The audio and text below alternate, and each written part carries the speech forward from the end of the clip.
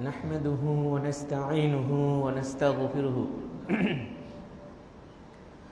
ونؤمن به ونتوكل عليه ونعوذ بالله من شرور أنفسنا ومن سيئات أعمالنا من يهده الله فلا مضل له ومن يضلله فلا هادي له وأشهد أن لا إله إلا الله وحده لا شريك له وأشهد أن محمدا عبده ورسوله أما بعد فإن خير الحديث كتاب الله وخير الهدي هدي محمد صلى الله عليه وسلم وشر الأمور محدثاتها وكل محدثة بدعة وكل بدعة ضلالة وكل ضلالة في النار فأعوذ بالله من الشيطان الرجيم يا أيها الذين آمنوا كتب عليكم الصيام كما كتب على الذين من قبلكم لعلكم تتقون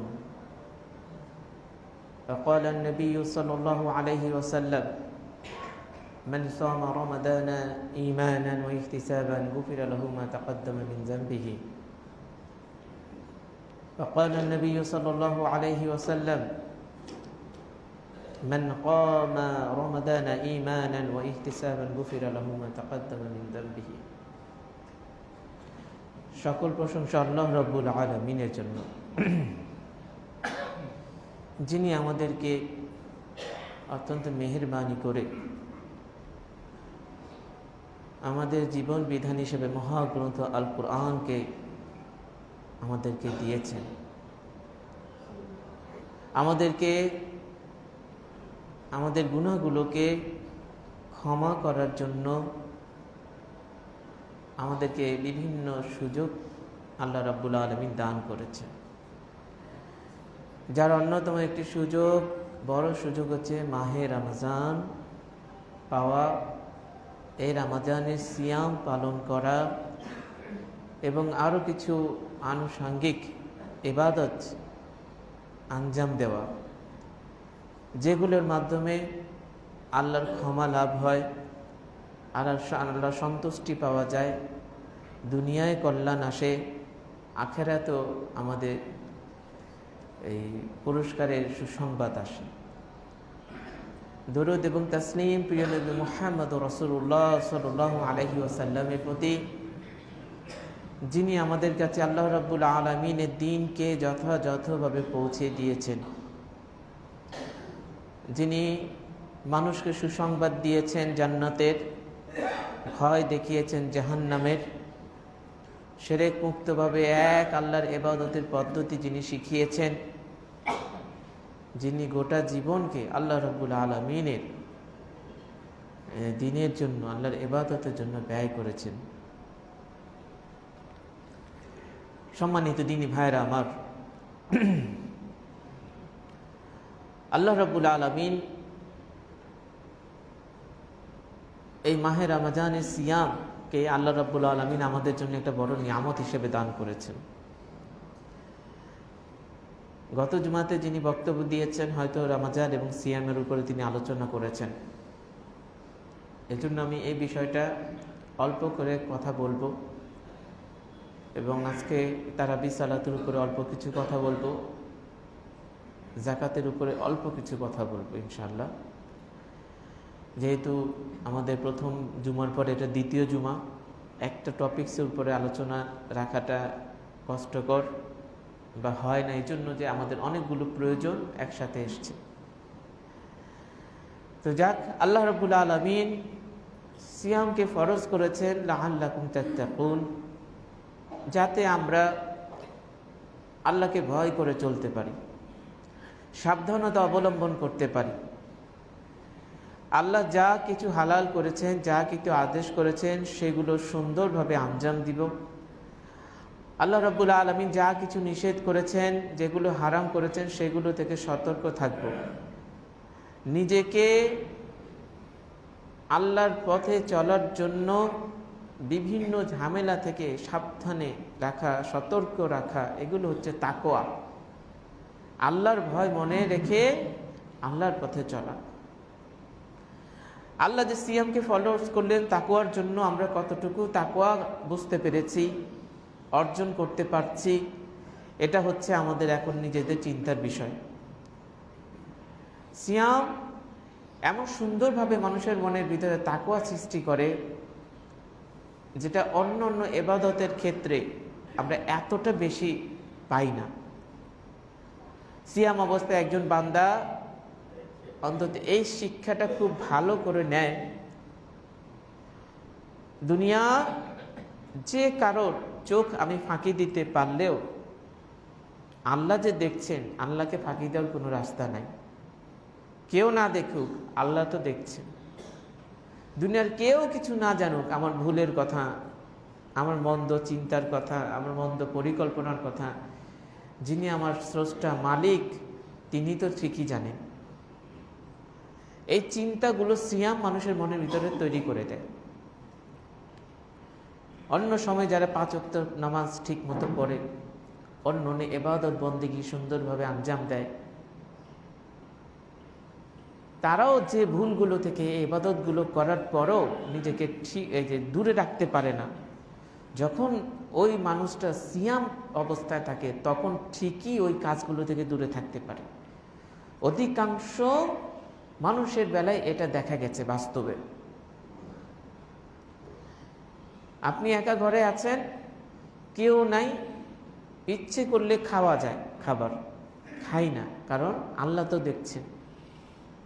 ছোট বাচ্চা যারা, তাদের ভিতরে এই চিন্তাটা আছে যে না খাওয়া যাবে না, আল্লাহ দেখছেন। অথচ অন্য ব্যাপারে কিন্তু তাকে অন্য সময় তাকে এইগুলা ভালোভাবে বোঝানো যায় না। কেউ শুনছে না, কেউ দেখছে না, সিয়াম অবস্থায় আছে, গুনার কাজ করি না কেন, আমার সিয়াম নষ্ট হয়ে যাবে, আল্লাহ তো দেখছেন। এই যে শুধু আল্লাহর দিকে নিজের মনটা ঝুঁকে দেওয়া, এটা সিয়াম অবস্থায় এত বেশি হয়, যেটা আমরা এখনকার সময়ে আমরা যারা মানুষ আছি, আমরা মুমিন আছি বা মুসলিম আছি, আমরা অন্য ইবাদতের ক্ষেত্রে অধিকাংশই এই ফিলটা আমাদের হয় না। এত বেশি পরিমাণে সিয়াম অবস্থায় হয় যে মুমিনকে চিনিয়ে দেয় সিয়াম, যে আল্লাহ কেন্দ্রিক হও, তুমি আল্লাহকে চিনো, গুনাহ ছাড়বা আল্লাহর জন্য, আল্লাহর ভয়ে। কোনো একটা হারাম কাজ করবে না, আল্লাহর জন্য করবে না। কোন একটা ভালো কাজ করবে, আল্লাহর জন্য করবে। কেউ দেখুক বা না দেখুক, আল্লাহ তো দেখছেন। কেউ জানুক বা না জানুক, আল্লাহ তো জানেন। কেউ আমাকে ভালো বলুক বা না বলুক, আল্লাহ জানলেই হইল। এই যে সব কিছুর মধ্যে একেবারে নিরিবিলি একটা পরিবেশে কেউ নাই, তখন ওই বান্দাটা যতক্ষণ রোজা অবস্থায় থাকে, সকাল থেকে নিয়ে সূর্য ডোবার আগ পর্যন্ত ওর মনের ভিতরে আল্লাহর চিন্তাটাই থাকে। মানুষ যখন অনেক ভয়াবহ বিপদে পড়ে না, আপনি কোরআন খুলে দেখেন, নবী সাল্লাল্লাহু আলাইহি ওয়াসাল্লামের হাদিসগুলো খুলে দেখেন, আচ্ছা যে সমুদ্রের মধ্যে জাহাজ চলছে, চারদিকে পানি আর পানি, কোথাও তীর নাই, এমন ঝড় উঠেছে, দুনিয়ার কোনো শক্তি তাকে বাঁচানোর ক্ষমতা রাখে না। যে চিৎকার করলে কেউ শুনবে না, হাজারি করলেও কেউ তাকে বাঁচানোর জন্য আসবে না। যখন ওই সময়টার মধ্যে যখন মানুষ মুক্তি পূজারী যারা থাকে, আল্লাহকে বাদ দিয়ে যারা অন্যের ইবাদত করত, অন্য যা কিছুই করত, তারা তখন ওই মুহূর্তে সব কিছু ভুলে গিয়ে একেবারে অনুগত মনে আল্লাহকে ডাকে যে আল্লাহ তুমি ছাড়া বাঁচার কেউ নেই। অথচ ইতিপূর্বে সে মূর্তি পূজা করেছে, আল্লাহর সাথে শিরক করেছে। জাহাজের যিনি নাবিক, উনি সহ যাত্রী যারা আছে এক আল্লাহরে ডাকে। তখন এমনভাবে দুনিয়া সব একদিকে, আল্লাহ একদিকে, আল্লাহ ছাড়া কিচ্ছু চিনে না। তখন আল্লাহ কিন্তু তাদেরকে বিপদ থেকে রক্ষা করে। আবার যখন তীরে চলে যায়, তখন বলে ড্রাইভারটা খুব ভালো ছিল, নাবিকটা খুব ভালো ছিল, এই জন্য এই যাত্রায় বেঁচে গেলাম। মানুষ কত না অকৃতজ্ঞ। বলার উদ্দেশ্য ছিল এটাই যে মানুষ ওই বিপদে পড়েছে, আল্লাহকে ছাড়া কাউকে ডাকে না। তখন ওটা তো হঠাৎ কারো জীবনে একবার আসে, কারো জীবনে আসেও না, এরকম একটা পরিস্থিতি। কিন্তু সিয়াম অবস্থায় আমাদের এমন একটা অনুভূতি আসে যে একমাত্র আল্লাহর জন্য করো, আল্লাহ দেখছেন, আল্লাহ শুনছেন, আল্লাহ আমার সব। হ্যাঁ, আমি আল্লাহর জন্য হালাল জিনিস ছেড়ে দিয়েছি, হারামটা ছাড়বো না কেন? এই যে আল্লাহ কেন্দ্রিক একটা মনোভাব, তাকওয়া, পরহেজগারিতা। হ্যাঁ, ইন্না লিল্লাহি ওয়া ইন্না ইলাইহি রাজিউন, আমরা আল্লাহর জন্য আল্লাহর কাছে ফিরে যাব, আল্লাহ আমার রব, আল্লাহই আমার সব। এই চিন্তাটা, ফিলিংসটা সিয়াম মানুষের মনে, বান্দার মনে জাগিয়ে দেয়। এই জন্য আল্লাহ রাসূল সাল্লাল্লাহু আলাইহি ওয়াসাল্লামকে যখন আল্লাহ রাসূল সাল্লাল্লাহু আলাইহি ওয়াসাল্লাম এক সাহাবী বলল, হে আল্লাহ রাসূল, আমাকে একটা কোন কাজের আদেশ দেন। হ্যাঁ, অন্য হাদিসে আছে আমাকে এমন আমলের কথা বলে দিন যে আমল দ্বারা আমি উপকৃত হব। তখন আল্লাহ রাসূল সাল্লাল্লাহু আলাইহি ওয়াসাল্লাম তাকে বললেন, আলাইকা বিসসাওম আও কামা ক্বালা নবী সাল্লাল্লাহু আলাইহি ওয়াসাল্লাম, তোমার সিয়াম রাখা উচিত, সাওম পালন করা উচিত। ফাইন্নাহু লা ইদলা লাহু, অন্য হাদিসে ফাইন্নাহু লা মিসলা লাহু, কারণ এটা এমন একটা ইবাদত যার সমতুল্যতা নাই, যার কোনো উপমাই নাই। কারণ সিয়ামের মতো কোনো ইবাদতই নেই, এমন একটা ইবাদত, এটা বিশেষ একটা ইবাদত, আর অন্য ইবাদতের সাথে যার তুলনা হয় না, এর সমকক্ষতা, সমতুল্যতা নাই। আল্লাহ রাব্বুল আলামিন এই যে একটা বিশাল নিয়ামত দিয়েছেন, এই নিয়ামত আল্লাহ রাব্বুল আলামিনের কাছে আমাদের শুকরিয়া আদায় করা উচিত। এই জন্য আমরা দেখি রমজান মাস আসলে যখন মানুষ এই যে সিয়াম অবস্থায় থাকে, অন্য মাসগুলোতে তাকে বলে কয়েও দেখা যায় নামাজের জন্য আনা যায় না। বাংলাদেশে আমাদের অনেক মুসলিম আছে যারা মুসলিম বলে নিজেকে, কিন্তু জুমার নামাজ ছাড়া অন্য 5 ওয়াক্ত নামাজ তারা পড়ে না। সপ্তাহে 34 ওয়াক্ত ফরজ নামাজ, 35 ওয়াক্ত প্রতিদিন 5 ওয়াক্ত করে পড়লে এক সপ্তাহে 35 ওয়াক্ত। হাজিরা দেয় শুধু জুমার দিনে 1 ওয়াক্ত, 34 দিনই নাই। কোনো স্কুলের ছাত্র যদি 34 দিন আসেন, একদিন আসে, কয়েকদিন পর কি আর ওটার নাম খাতা থাকবে? থাকবে না, বহিষ্কার করে দেবে, তুমি নিয়মের ভিতরে নাই। আর নামাজটা এমন ফরজ ইবাদত, 1 ওয়াক্ত ইচ্ছা করে ছেড়ে দিলে কুফরি করলো। এমনকি কাফের হওয়ার ফতোয়া আছে, সেখানে 34 ওয়াক্ত নাই, 1 ওয়াক্ত আসতো, তাকে দাওয়াত দিতে হয় না, সিয়াম তাকে মসজিদে ঢুকিয়ে দিয়েছে। যত লেবার কাজ করে, শ্রমিকরা কাজ করে, কারখানায় কর্মচারীরা কাজ করে, নামাজের কোনো তোয়াক্কা করে না, এমন অনেক অসংখ্য লোক আছে এই সেক্টরে যারা আছে। রমজান মাসে সিয়াম পালন অবস্থায় তাদেরকে আর কিচ্ছু বলতে হয় না, কাজটা রেখে নামাজ পড়তে যাও। তো নবী সাল্লাল্লাহু আলাইহি ওয়াসাল্লাম যে বলেছেন তুমি সিয়াম রাখো, ফাইন্নাহু লা ইদ্দা লাহু, এর সমকক্ষতা নাই, সমতুল্যতা নাই, এর উপমাই নাই, এর তুলনাই হয় না, এমন একটা ইবাদত। এটা বাস্তব আমাদের প্রত্যেকের জীবনে। এই সিয়াম রমজান মাসে যেমন আমার আপনার মনে একটা বিশেষ অনুভূতি জাগিয়েছে, স্রষ্টা কেন্দ্রিক মনকে তৈরি করে দিচ্ছে, সারা বছরই যেন সবসময় আল্লাহ যেন আমাদের এইরকম অনুভূতি দান করে। আমিন। এই নিয়ামতের বরকত যাতে আমাদের সবসময় থাকে, আল্লাহর কাছে আমরা এই দোয়া প্রার্থনা করি। সম্মানিত দিনী ভাইরা আমার, রমজান মাস যেহেতু যারাই বক্তৃতা দিচ্ছেন সারা পৃথিবীতে, মুসলিম রাষ্ট্রগুলোতে, মসজিদগুলোতে জুমার খুতবায় রমজানের ফজিলত, রমজানের সিয়ামের ফজিলত, মুহাম্মদ সাল্লাল্লাহু আলাইহি সাল্লামের হাদিস থেকে অসংখ্য হাদিস রয়েছে যেগুলো বর্ণনা করছেন। আমি শুধু এই জন্য এই একটা হাদিসকে কেন্দ্র করে কিছুক্ষণ কথা বললাম, যেহেতু বিভিন্ন হাদিসগুলো গত জুমাতে হয়তো হয়েছে, আগামীতেও বলবে। তো আমরা আজকে এই সিয়ামের যে বরকত, এই বরকত লাভের জন্য আসুন আমরা চেষ্টা করি। এই সিয়াম এবং রমজানকে সুন্দর করার জন্য আরেকটি বিশেষ যে ইবাদত আমরা করে থাকি এই মাসে, সেটা হচ্ছে সালাতুত তারাবিহ, যেটাকে আমরা কিয়ামুল লাইল বলি। কিয়ামুল লাইল হাদিসের ভাষায় বলতে গেলে কিয়ামুল লাইল, কিয়ামে রমজান। হ্যাঁ, কোরআনের ভাষায় যদি বলতে চান তাহাজ্জুদের সালাত, মানে রাতের সালাত। এক কথায় যেটা বান্দাকে আল্লাহমুখী করে, এমন ইবাদত যেটা মানুষ নিজের ঘুম ছেড়ে দিয়ে একান্ত মনে, হ্যাঁ, এই যে আল্লাহ রাব্বুল আলামিনকে ডাকে। এই সালাতের ফজিলতের উপরে এত হাদিস আছে, এত হাদিস আছে। আজকে সেদিকে যেতে পারছি না, কিন্তু আমরা রমজান মাসে যে আনুষ্ঠানিকভাবে বিশেষ করে জামাতের সাথে সালাতুত তারাবি বা কিয়ামুল লাইল করি, এর যে মর্যাদা রাসূলুল্লাহ সাল্লাল্লাহু আলাইহি সাল্লাম বলেছেন, সেই একটি হাদিস আমরা আবার শুনি। রাসূলুল্লাহ সাল্লাল্লাহু আলাইহি সাল্লাম বলেছেন, মান কামা রমাদানা ঈমানান ওয়া ইহতিসাবান গুফিরা লাহু মা তাকাদ্দামা মিন যামবিহি। যে ব্যক্তি ঈমানের সাথে এবং সওয়াবের আশা নিয়ে কিয়ামুল লাইল করলো, রমজান মাসে রাতে জেগে ইবাদত করলো, তার পূর্বে গুনাহগুলো ক্ষমা হয়ে গেল। গুফিরা লাহু মা তাকাদ্দামা মিন যামবি, আল্লাহ ক্ষমা করে দিয়েছে। তাহলে বোঝা যাচ্ছে কিয়ামুল লাইল রমজান মাসে বিশেষ মর্যাদার অধিকার। এটা অনেক সম্মানের একটা ইবাদত, এটা গুনাহ মাফের একটা চমৎকার সুযোগের ইবাদত। এই জন্য সালাতুত তারাবি বা কিয়ামুল লাইলের প্রতি আমার আপনার সকলের যত্নবান হওয়াটা উচিত। কম করে হলেও আমরা যেন অভ্যাসটা রাখি, আমরা পড়ি। এই সালাতের যে বরকত আছে, ইনশাআল্লাহ দেখবেন আমার আপনার জীবনে এটা ছোঁয়া লাগবে, যদি আমরা ইবাদতগুলোকে বুঝে শুনে আমরা আমল করতে পারি। তা আল্লাহ রাসূল কি বললেন? ঈমানের সাথে এবং সওয়াবের আশা নিয়ে কিয়ামুল লাইল করলো রমজান মাসে। তা আমাদেরকে ঈমানের সাথে করতে হবে, ঈমানের সাথেই করতে হবে। আল্লাহর প্রতি বিশ্বাস, নবীর প্রতি বিশ্বাস, ফেরেশতাদের প্রতি বিশ্বাস, আখিরাতে একদিন উঠব, আমাদের পুনরুত্থান ঘটবে, আল্লাহর কাছে আমাদেরকে জবাব দিতে হবে।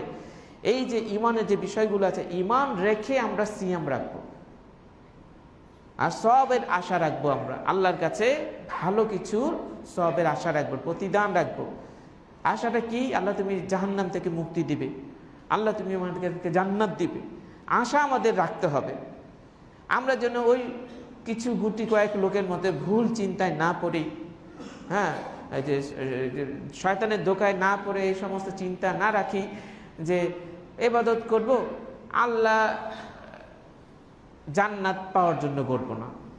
আমাদের এই দেশের মধ্যে মানে শয়তানের যত রকমের কাজ সাজিয়ে রাখা, আমার মনে হয় ইন্ডিয়াতে, বাংলাদেশে ভরপুর আছে। কোন মতাদর্শের লোক না নেই, কোন মতাদর্শ মানে কোন শয়তানের এক ডিপার্টমেন্টগুলোর লোক না নেই। ইসলাম ছাড়া, কোরআন সুন্নাহ ছাড়া, নবীর আদর্শ ছাড়া যা আছে দুনিয়ায়, যেগুলোকে আমরা মতাদর্শ বলি, আমরা বলি এক একটা শয়তানের ডিপার্টমেন্ট, শয়তানি ডিপার্টমেন্ট। ইউনিভার্সিটিতে ভর্তি হতে গেলে বলে না আপনি কোন অনুষদে পড়বেন, আর্ট ফ্যাকাল্টি না সায়েন্সের ডিপার্টমেন্টে, আবার ওইখানে অনেক সাবজেক্ট আছে। ইন্না দীনা ইনদাল্লাহিল ইসলাম। ইসলাম ছাড়া দুনিয়ায় যত মতাদর্শ আছে, যত আখড়া আছে, এগুলো শয়তানের এক একটা ডিপার্টমেন্ট, শাখা, এগুলো শয়তানের শাখা। তো ওই এক শাখার কথা হচ্ছে যে যেমন লালন ফকিরের একটা গ্রুপ আছে, বাউল শিল্পীদের, তারা কয় আমি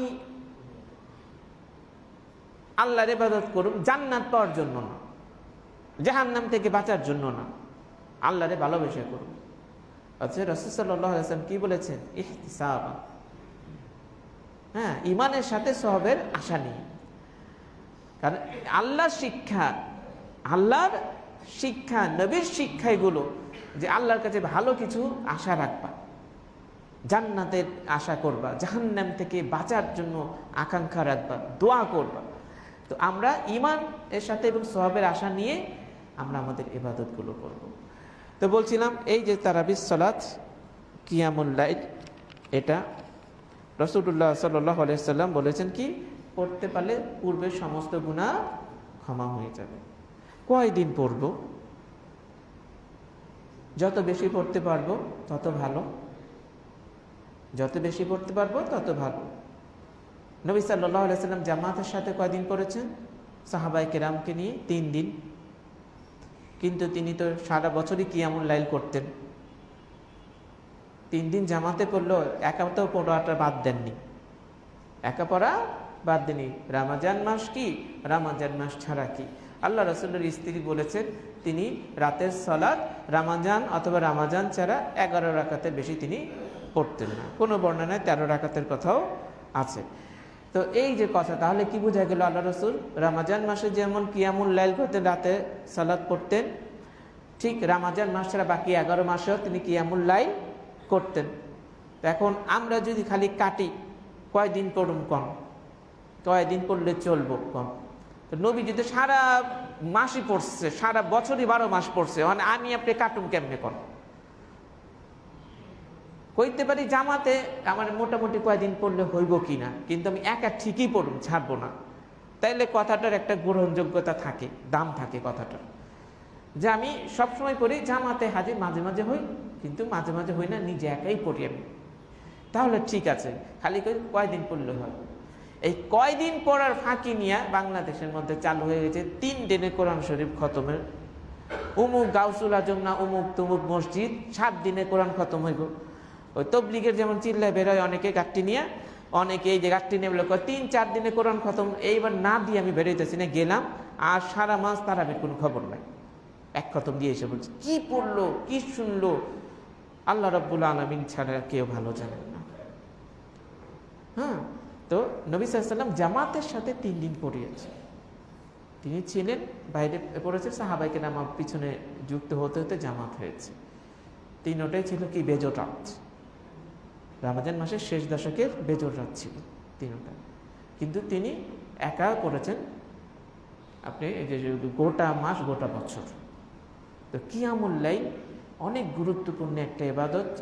আমি নিজে, আপনারা, আমরা যদি আমাদের ব্যক্তিগত জীবনে এই অভ্যাসটা গড়ে তুলতে পারি, ইনশাআল্লাহ আমার আপনার জীবন সুন্দর হবে, আমার আপনার হৃদয় সজীব হবে, আমাদের চেহারা উজ্জ্বল নূর হবে, মনের অনেক দুশ্চিন্তা অশান্তি ইনশাআল্লাহ কোত্থেকে দূর হয়ে গেছে আমি আপনি চিন্তাও করতে পারবো না। এমন এক মহা ঔষধ আল্লাহ রাব্বুল আলামিন এই কিয়ামুল লাইলে রাতে তাহাজ্জুদ সালাতে বা রাতের ইবাদতের মধ্যে রেখেছেন, যে আমি আপনি এটা আমল না করা পর্যন্ত, এই আমলে অভ্যাস গড়ে তোলা না পর্যন্ত এটা ফিলিংসটা পাবই না। এটা সম্ভব না, এটা আমলে আনতে হবে। যে আনবে সে পাবে। কেন?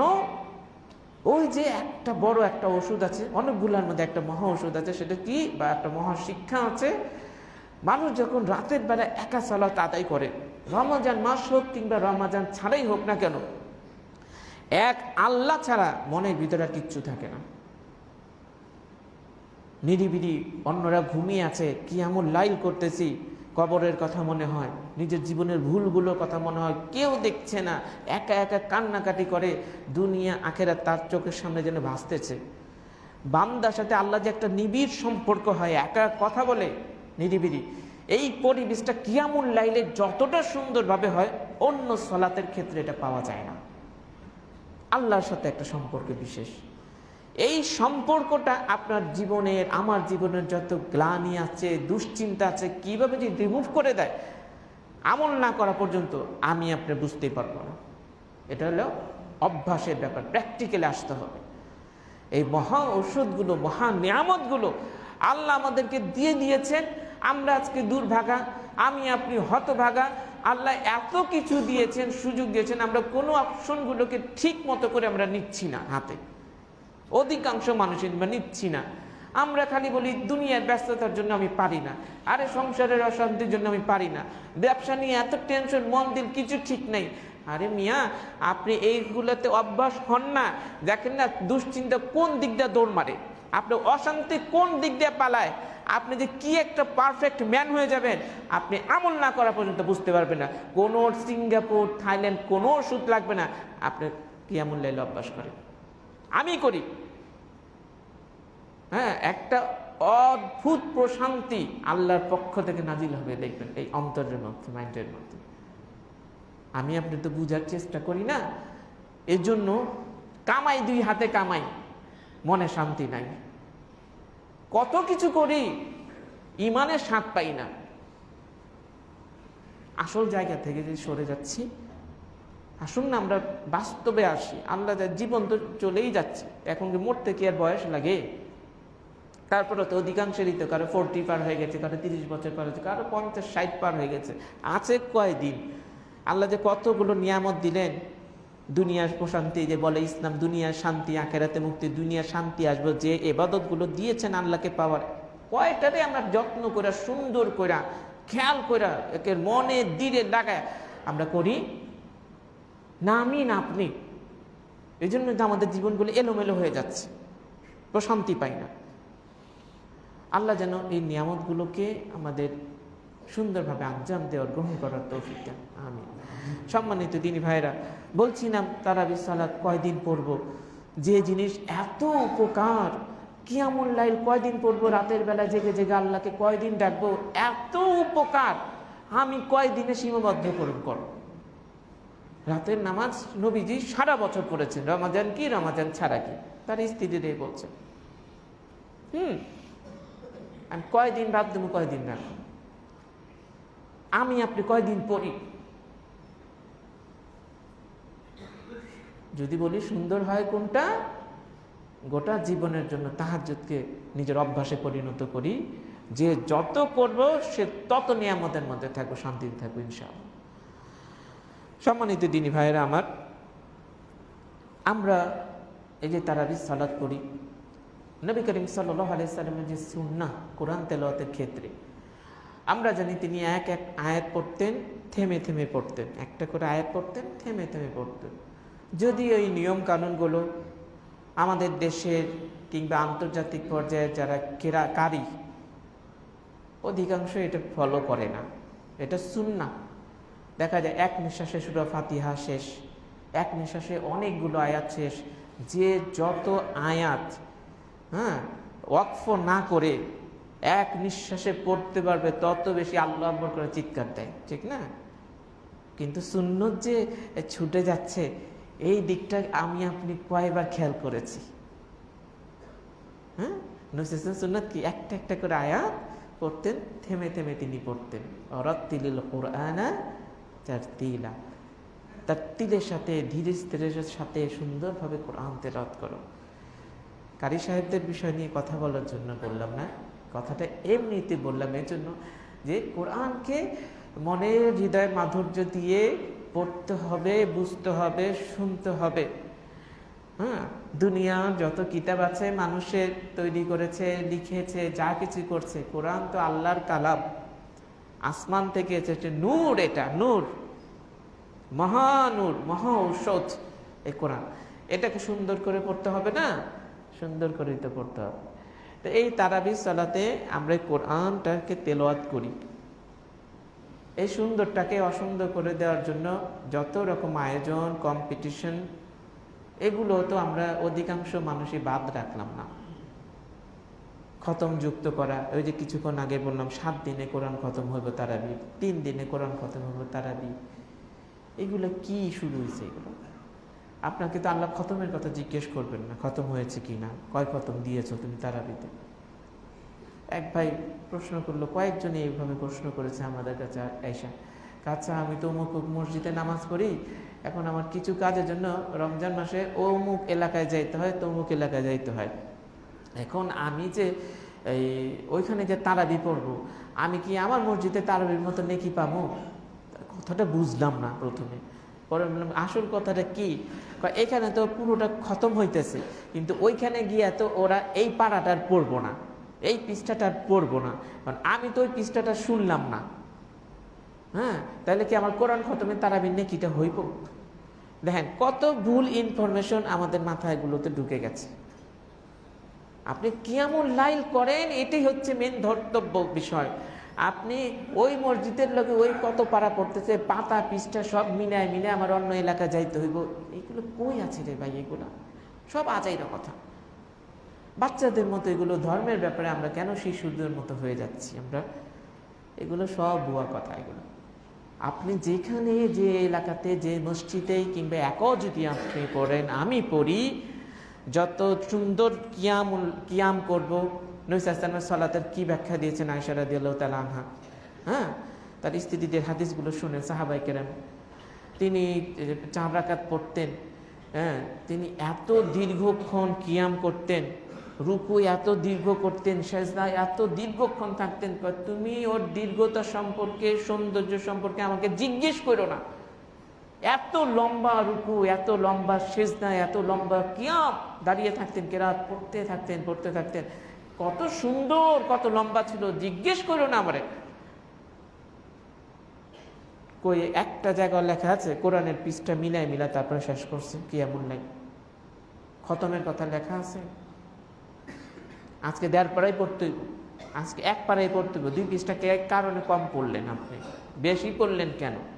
দেখেন তো একটা নবী সাল্লাল্লাহু আলাইহি ওয়াসাল্লামের জীবনীতে, গোটা জীবনীতে ওনার কিয়ামুল লাইল, তারাবিহ সালাতে শুরু যা আছে এগুলো আছে কিনা, একটা নাম চিহ্ন আছে কিনা এগুলোর? সাহাবায়ে কেরাম যে পড়েছেন দেখেন তো তাদের এগুলো।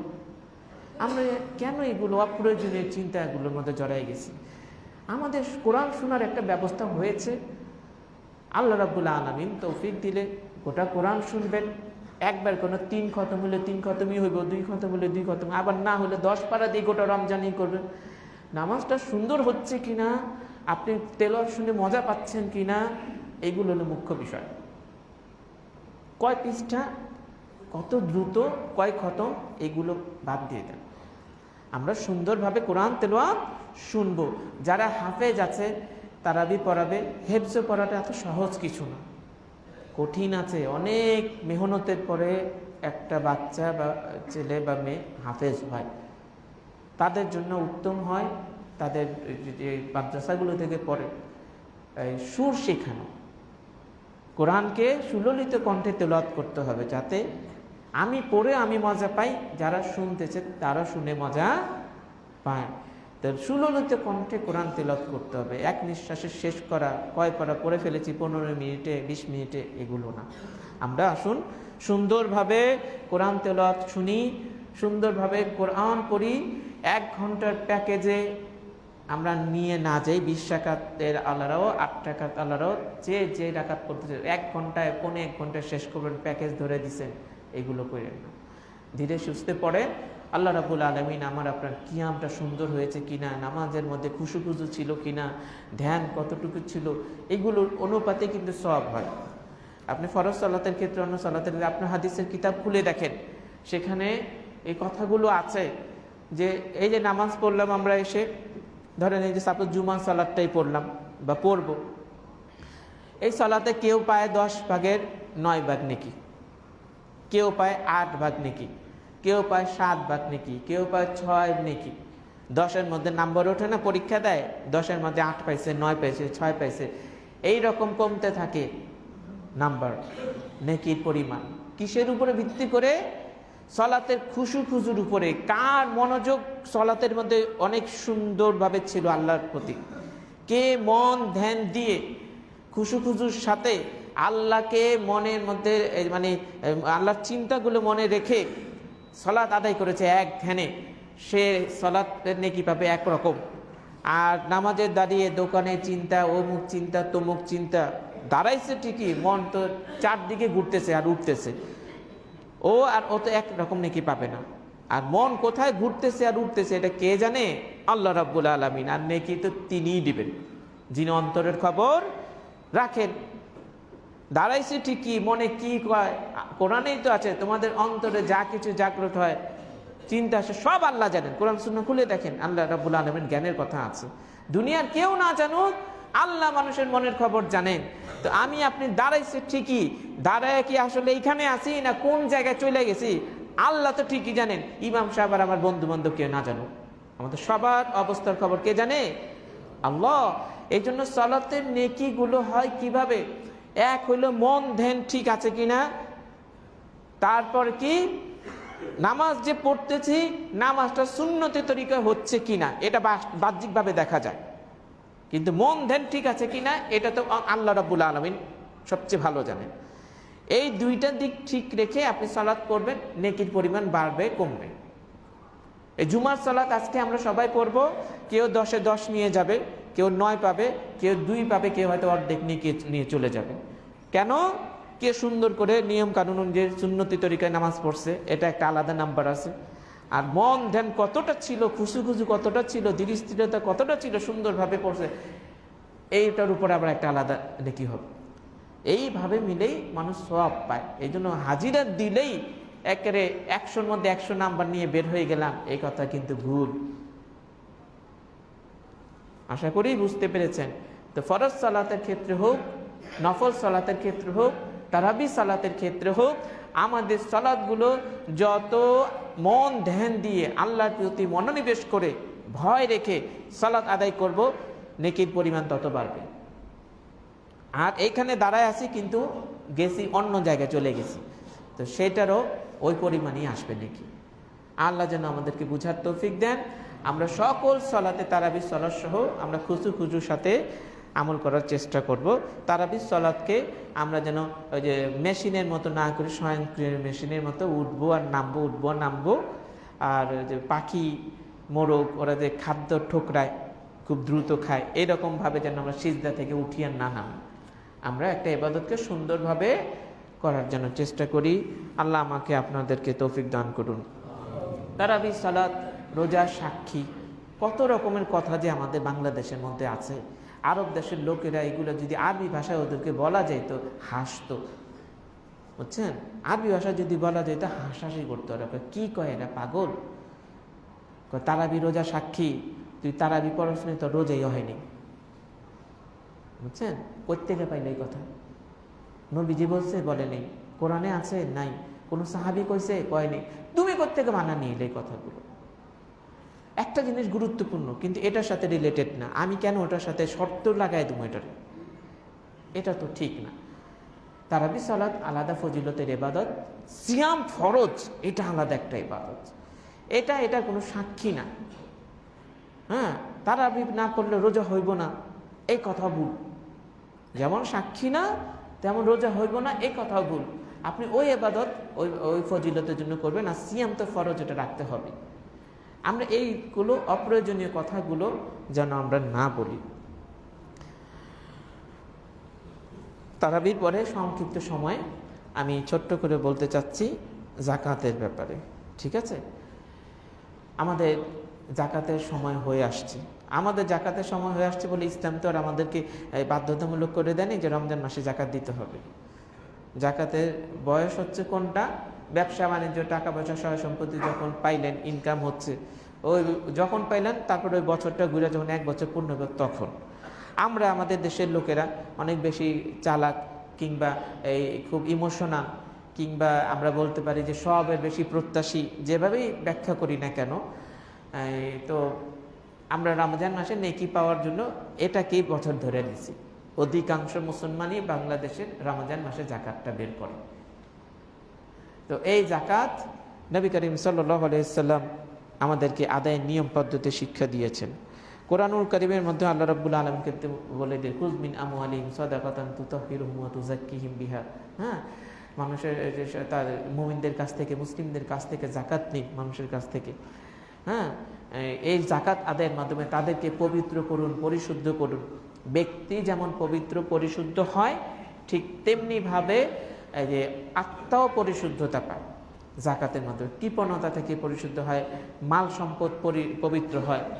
এই জন্য আমাদের যাদের নিসাব পরিমাণ সম্পদ আছে, আমাদেরকে জাকাত দিতে হবে। নিসাবের বিষয়টা আসছি। মুহাম্মদ রাসূলুল্লাহ সাল্লাল্লাহু আলাইহি সাল্লাম জাকাতের এই যে ফজিলত বর্ণনা করতে গিয়ে বলছেন, মান আদ্দা যাকাতা মালিহি ফাকাদ যাহাবা আনহু শাররুহু। তাবারানী এবং হাকিমের মধ্যে হাদিসটি বর্ণিত হয়েছে, যে ব্যক্তি তার সম্পদে জাকাত দিয়ে দিল, সে বালা মুসিবত থেকে মুক্তি পেয়ে গেল। মানে তার সম্পদের যে একটা বিপদ আপদ ছিল সেটা কেটে গেল, দূর হয়ে গেল। তো আমরা যারা সহায় সম্পত্তির মালিক আছি নিসাব পরিমাণের, হ্যাঁ, সহায় সম্পত্তি বলতে নগদ টাকা পয়সা, সোনা রূপা, এগুলোর উপরেই, হ্যাঁ, তো তাদেরকে জাকাত দিতে হবে। আমরা যদি জাকাত দেই, আমার আপনার সম্পদ নিরাপদ, এটা মুহাম্মদ রাসূলুল্লাহ সাল্লাল্লাহু আলাইহি সাল্লাম বলেছেন। ফাকাদ যাহাবা আনহু শাররুহু, যা ক্ষতিকর ছিল সেটা দূর হয়ে গেছে। তো আমাদেরকে আমাদের জাকাতগুলো দিয়ে দিতে হবে। জাকাতটা অন্যের হক, আমার হাতে কিন্তু এটা অন্যের হক, এটা দিয়ে দিতে হবে। অন্যের জিনিস রাখা মানে ক্ষতিকে ডেকে আনা। যে জাকাত দিয়ে দিল তার বালা মুসিবত দূর হয়ে গেল, হ্যাঁ, আর যে জাকাত দিল না বালা মুসিবত থাকলো। তার মানে কি অন্যের একটা হক, আমার কামাই কিন্তু আল্লাহ বলে দিয়েছেন 40 ভাগের 1 ভাগ দিয়ে দিতে হবে। কোরআন সুন্নাহ যেটা নির্দেশ, আল্লাহ বলছেন ইসলামে যেটা বিধান, 40 ভাগের 1 ভাগ শতকরা 2.5% দিয়ে দিতে হবে। তাহলে যারা অন্যটা মাইরা খায়, জবরদখল করে খায়, হারাম কামায়, ঘুষ খায়, চুরি করে, ডাকাতি করে, দুর্নীতি করে, তাহলে ওদের সম্পদের বিপদটা কি পরিমাণ। আমার আপনার টাকা হালাল টাকা, নিজে ইনকাম করছি, আল্লাহ দিয়েছেন বলে তো ইনকাম করতে পারছি, না হলে তো পারতাম না। সেখানে আল্লাহ বলছেন তুমি 40 ভাগের 1 ভাগ দিয়ে দিও, মানে ইসলামের বিধান 40 ভাগের 1 ভাগ তুমি দিয়ে দাও। না দিলে এই টাকা পয়সাগুলো দিয়ে ছাকা দেওয়া হবে, অথচ হালাল টাকা, কিন্তু আবার আপনি নিজে ইনকাম করেছেন, আল্লাহ হক দিয়ে দিয়েছেন, অন্যের দিতে হবে শতকরা কি 2.5%। আর যেটা অন্যের হক মাইরা আনছি, নিজেই রাখছি, এইটাই এই আপনি বালা মুসিবত ঘরে রাখলেন, নিজের কাছে রাখলেন না দূর করলেন, মহা মুসিবত, মহা বিপদ, মহা ক্ষতি নিজের কাছে। এই জন্য অন্যেরটা দখল করে, চুরি করে, ডাকাতি করে, দুর্নীতি করে, ছিনতাই করে, হারাম কামাই করে যারা পাহাড় পাহাড় স্বর্ণ জমায়, ও নামাজ পড়া মুক্তি পাইব, তাহাজ্জুদ পড়া, বোকামি ছাড়া কিচ্ছু না। সারা জীবন হজই করতে থাকবো, কিন্তু টাকা পয়সা হালাল না, অন্যের হক রয়ে গেছে, বোনের হক দেয় নেই, ভাইয়ের হক দেয় নেই, উমুকরে ঠকাইছে, তুমুকরে ঠকাইছে, তো ওর কি মহা মুসিবত রাখা দিছে চিন্তা করেন। এই মুসিবত দিয়ে না ওর নিজের কল্যাণ হইব, না ওর সন্তানের কল্যাণ হইব, না অনাগত যে ভবিষ্যৎ প্রজন্ম আছে আল্লাহ যদি তাদেরকে দেন, না তাদের কল্যাণ হইব। বুঝছেন? হালাল জিনিস নিজের কামাই, সেখান থেকে 40 ভাগের 1 ভাগ জাকাত না দিলে মহা ক্ষতি, জাহান্নামের মধ্যে শাস্তি দেওয়া হবে ওগুলো দিয়ে। অথচ নিজের কামাই হালাল কামাই, আর যেটা নিজের না অন্যের হক আমার কাছে আছে, ওটার পরিণতি কি হতে পারে? আল্লাহ রাসূল কি বললেন? যে জাকাত দেয় তার সম্পদ থেকে বালা মুসিবত দূর হয়ে গেল, দূর করে দিতে হবে। জাকাত আমরা সঠিকভাবে আদায় করে দিব। 7.5 ভরি স্বর্ণ অথবা 52.5 ভরি রূপা যার কাছে আছে, এককভাবে, একক মালিকানাধীন, পূর্ণাঙ্গ মালিকানা, তিনি এটা জাকাত দিয়ে দিবেন। একইভাবে নগদ অর্থ সম্পদ যেটা আছে, এখন তো স্বর্ণের দাম অনেক বেশি, 7.5 ভরি স্বর্ণ দামের পরিমাণ নগদ অর্থ, অথবা সর্বনিম্ন নিসাব যেটা সহজ রাস্তা, স্বর্ণের দিকে না যাই, নগদ ক্যাশ টাকার ক্ষেত্রে রূপা দিয়ে শুরু করি। 52.5 ভরি রূপার বর্তমান বাজার মূল্য যা, সেই পরিমাণ নগদ অর্থের মালিক যিনি, 1 বছর হয়ে গেছে, জাকাত দিয়ে দিবেন। বছরের শুরুতেই আপনি যাই থাক, বছরের শেষে কি আছে সেটা দেখবেন। আপনি 2 লাখ দিয়ে ব্যবসা শুরু করেছেন, আল্লাহ এখন আপনাকে দিয়েছেন 1 বছরের মধ্যে 10 লাখ, আপনি গোটা 10 লাখের থেকে 2.5% বের করে দিয়ে দিবেন। এটাই হচ্ছে কি জাকাতের নিয়ম। তো আমরা সঠিকভাবে যেন জাকাত আদায় করার চেষ্টা করি। আল আমিলু আলা সাদাকাতি বিল হাক্কি কাল গাজি ফি সাবিলিল্লাহ হাত্তা ইয়ারজিআ ইলা বাইতিহি, সুনানে আবু দাউদ 2939 নম্বর হাদিস। যে সঠিকভাবে ইনসাফ করে, ন্যায় নিষ্ঠতার সাথে সম্পদের জাকাত আদায় করে, সে আল্লাহর পথে যোদ্ধার মতো, মুজাহিদের মতো মর্যাদা সম্পন্ন।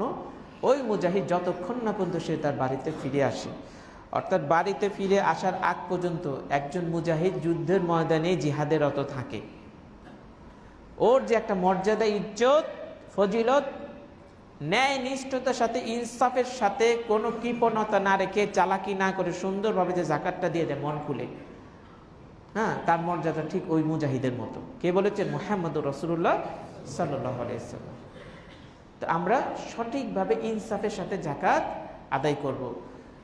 10 টাকা জাকাত উঠছে, মনে খটকা লাগছে, যাই 1 টাকা বেশি দেব, বেশি যাক, কম যাতে না হয়। এগুলো কি শৌখিন মানুষের পরিচয়?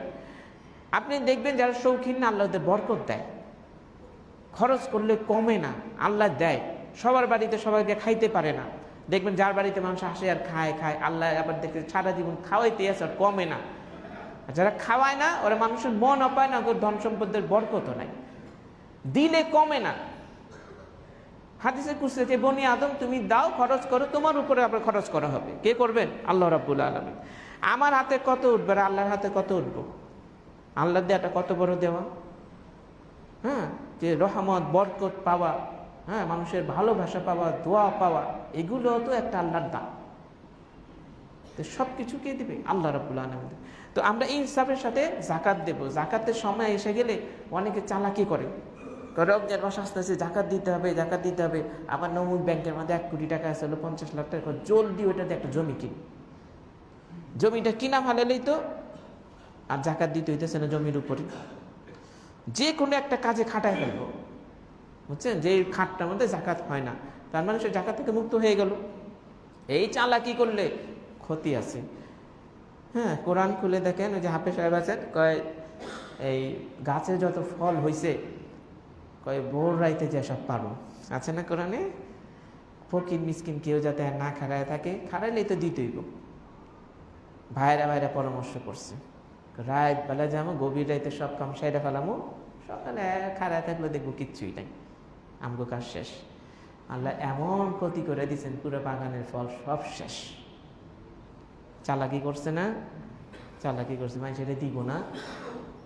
দেখেন, মাত্র একদিন না কয়েক ঘন্টার ব্যবধান, হয়তো ভাইয়েরা ওরা মিলা মিটিং করছে বিকালে বা সন্ধ্যা বা এশারের পরে, রাত থাকতে থাকতে পারে হলো, এক ঘন্টার ভিতরে কাহিনী শেষ, ধ্বংস। আর আপনি রমজানের 1 মাস আগে 2 মাস আগে আগেতে প্ল্যান করেন, বছর জাকাত দিতে জলদি এই টাকাটা দিয়ে একটা জমি কিন, হ্যাঁ অমুকটা কিনে রাখ, যাতে জাকাত দিতে না হয়। জাকাত ঠেকানোর জন্য, অন্যের হক ঠেকানোর জন্য এরকম চালাকি করলে কিন্তু আল্লাহ ধরলে কিন্তু রাস্তা পাইবেন না, খুঁজে চোখে মুখে কিছু দেখবেন না। এই ভুলগুলা করেন না। আল্লাহ আপনার দিচ্ছে, জীবনে আরো কত দিতে পারবো আপনি চিন্তাও করতে পারবেন। দুনিয়ার জীবনটাই কি শেষ? আখেরাতে জিন্দেগি আছে না? আল্লাহ কত দিব? মন ছোট করে লাভ কি? মন ছোট করে লাভ কি? কৃপণতা করে কি লাভ? কর এমনিতে প্রয়োজন হয়েছে, একটা জমি জমা পাইছেন, কিছু পাইছেন, ভালো লাগছে, কিনলেন সাদা মনে, ওটা আলাদা জিনিস। আর আরেকজনের ঠকাইবেন, এই জন্য রমজান আসার আগে জলদি টাকা সরা, এটা আরেক জিনিস। স্বাভাবিক গতিতে যেটা হয় সেটা ভিন্ন কথা। এটা রমজান মাসে আসার একদিন আগে হইলেও কোনো সমস্যা নেই। হ্যাঁ, জাকাত বের করার আপনার একদিন আগে হইলেও সমস্যা নেই। কিন্তু মনে প্যাঁচ রেখে আরেকজনের ঠকানো নিয়ত করে আমি আপনি একটা কিছু করব, আল্লাহ তো জানেন। হ্যাঁ, আচ্ছা আমি আপনি চাইটা কি কোন জীবনে কি চাই নিজেরা জিজ্ঞেস করেন। আমি জিজ্ঞেস করি আমার কি চাই, কত চাই।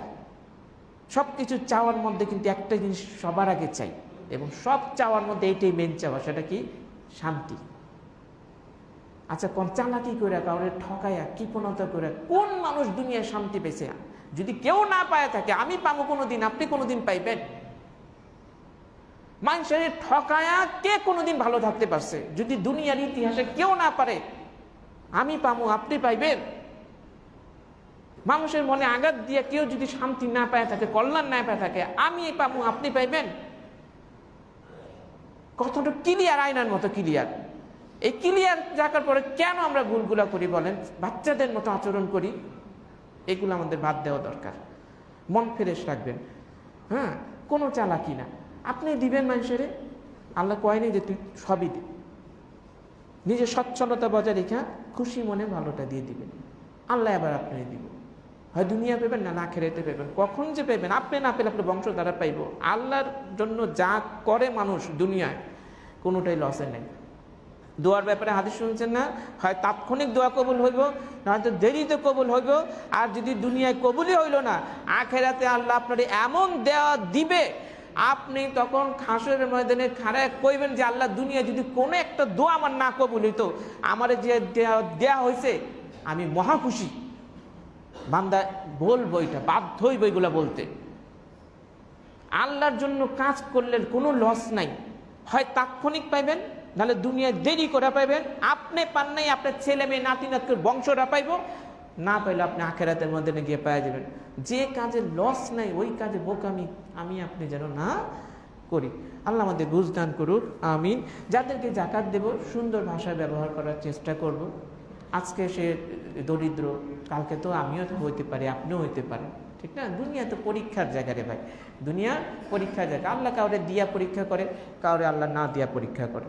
তা আমরা মানুষের হক মানুষের কাছে পৌঁছে দেব কেন? আল্লাহ সন্তুষ্টির জন্য। আমরা আত্মীয় স্বজন যারা আছে তাদেরকে প্রাধান্য দিব।